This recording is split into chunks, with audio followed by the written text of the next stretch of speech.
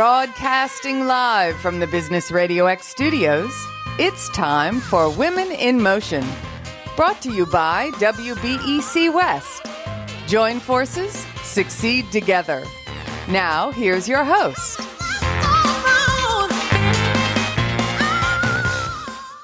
Lee Cantor here, another episode of Women in Motion, and this is going to be a good one. But before we get started, it's important to recognize our sponsor, WBEC West. Without them, we couldn't be sharing these important stories.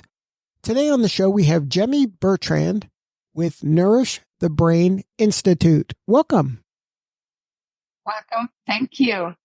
Thank you for having me. I am so excited to learn what you're up to. Tell us about Nourish the Brain Institute. How are you serving folks?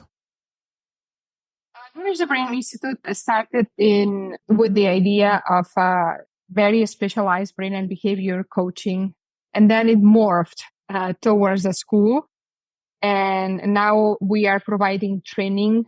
We are an accredited school. Our programs are in the ETPL list. That means that we work with the state of California through injured workers to provide them, like upskilling or reskilling their careers. Also, we have a GSA contract. We are federal contractors. And we are in the midst of working with a medical organization of brain mapping that is going to make our work much easier. So this is what basically we have going on right now. So for the people who aren't familiar, do you mind sharing a little bit about what a brain and behavior coach, like what do you do and what is the problem I'm having where I would need a brain and behavior coach? So brain and behavior coach is designed and stem from my brain issue that I had many years ago. I was working overseas. I was an independent auditor for nonprofits, and my brain broke due to stress. And when I say my brain broke, it didn't break physically, but the stress caused for my body to stop functioning the way that it used to. So my brain, the doctors didn't know what was going on. So I started doing research, and I learned the things that work and don't work for the brain. Because anything that we do, we think, and we eat changes the chemistry in our brain, and that facilitates or difficulties neuroplasticity, which is the capacity for our brain to recover from almost anything and everything. So I became a very, very knowledgeable, and since I am a researcher, very knowledgeable with the type of foods and superfoods and the things that create homeostasis in our brain chemistry, and that enhances recovery and like the processes of healing. So our coaches, our graduates help people to address those behaviors that can cause a problem on their health. It can be anything related with, depression, anxiety. I've been training and working with special forces officers for years through multiple organizations, and also police officer survivors through Wounded Blue. And we coach them and we help them to readdress anything that is related with PTSD or TBI, trauma, and also, like regular health issues such as type 2 diabetes or, like anything related with immunodeficiencies. So our coaches help people to readdress whatever is not working in their overall health and can be improved through improving brain health. So how does an individual know if I should contact a brain and behavior coach or a therapist?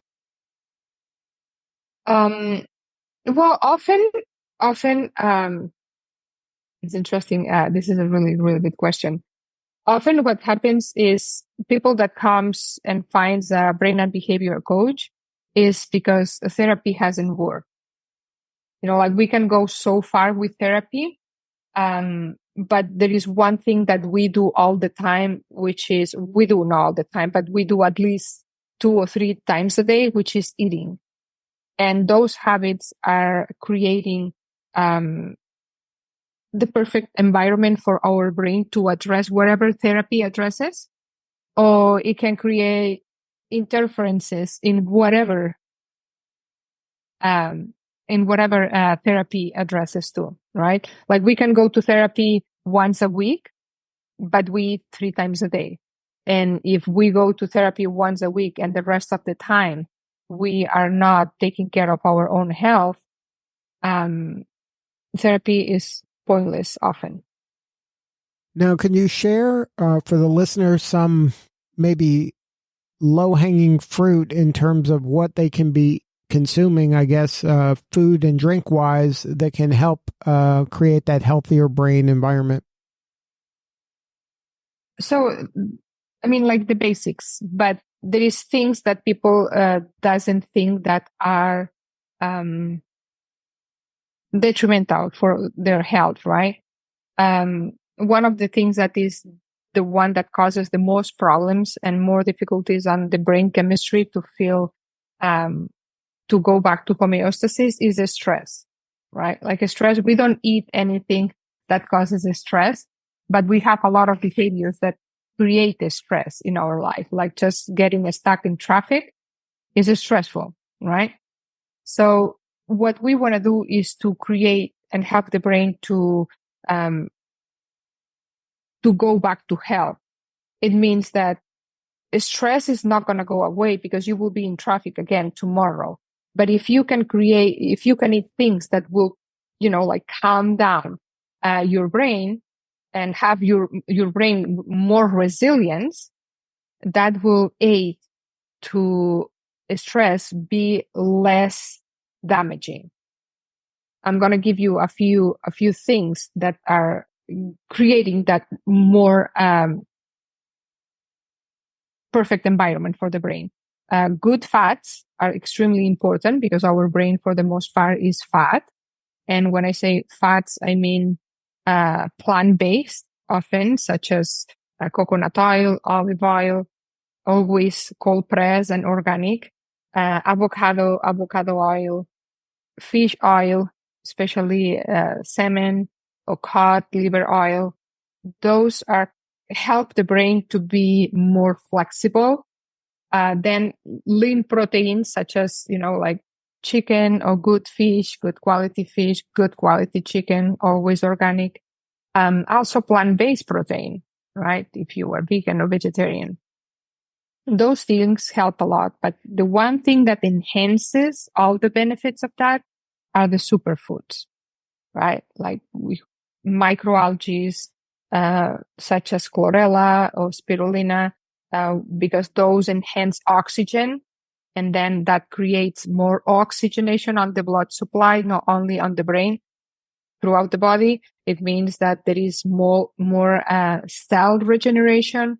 It helps to enhance brain oxygenation, so we don't feel so tired. We don't have low energy. Your energy levels go up. We have mushrooms such as lion's mane, cordyceps, chaga that help brain health. Again, maca, which helps to balance brain hormones. There is all kinds of things. Now, if somebody is working with you, how quickly do they see a positive response? Is this something that takes a long, long time in order to see the benefits? Or is it something that if you change certain foods or start eating more of the right foods that you get a benefit pretty quickly? So the problem often is not to eat the right foods. Often is the wrong things that we do or the wrong foods that we eat, right? Like we can eat good foods the most of the time, but then, I don't know, like drinking too much alcohol to cope with the stress, right? So that's when a coach, a brain and behavioral coach is so helpful because it addresses everything holistically. So it just kind of helps you to balance the things that we do right and the things that we do wrong. Often it doesn't take much. I mean, the worse the situation is, like, we had clients with all kinds of issues, like really, really bad trauma, many brain injuries. And often it takes a couple of weeks, a month to start feeling like very different. In extreme cases, like there is a lot of depression or anxiety, it might take a little bit longer. But I always say, if you do what I'm telling you to do, you will be healed feel so much better, no longer than 6 months. Like you will be able to take control of your own time. Now, you mentioned that the genesis of this concept was kind of personal. When did you start kind of realizing, hey, I think I'm onto something? Like, what were some of the clues that you had early on that said, you know what, I think I'm going in the right direction? Well, the first clue was when I did heal myself from that, right? Like all of a sudden my body is not functioning. Not functioning, I couldn't move. Like I was laying in bed and one morning I woke up. I knew I wasn't dead because I had thoughts, but my body was not responding. Like I couldn't lift up my leg. I couldn't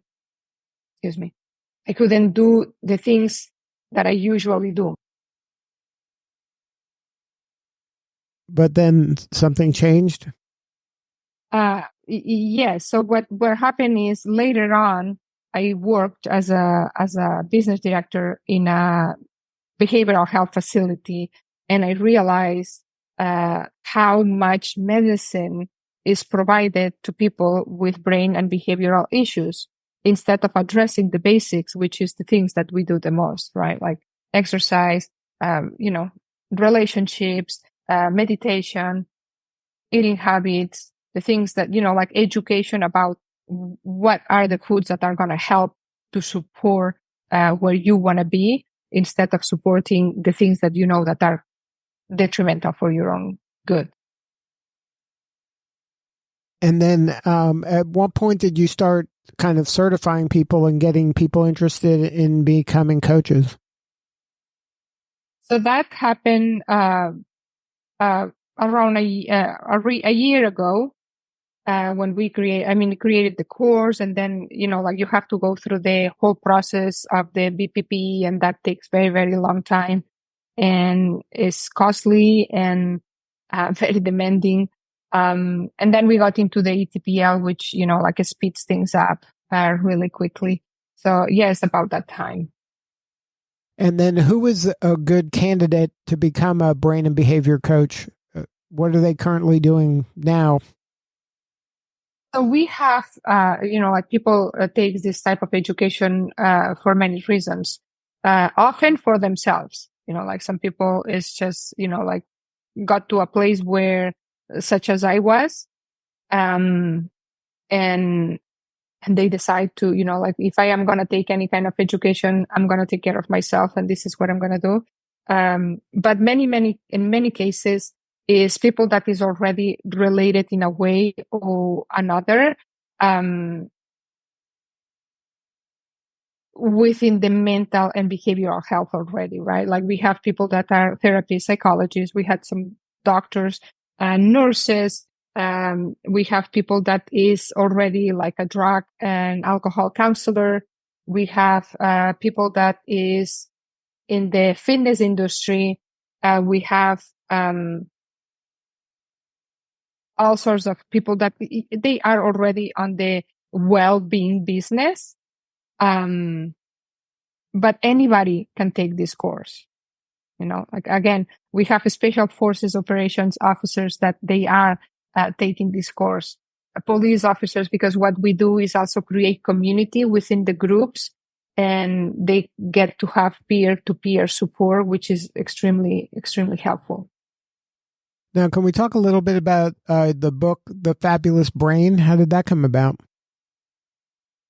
Well, that book came out of my own experience, what I had to go through, and just to give an example of what us as human beings individually can do for our own good, right? For our own health. Often we rely on other people, right? Like such as coaches or doctors or therapists or psychologists to take care of us.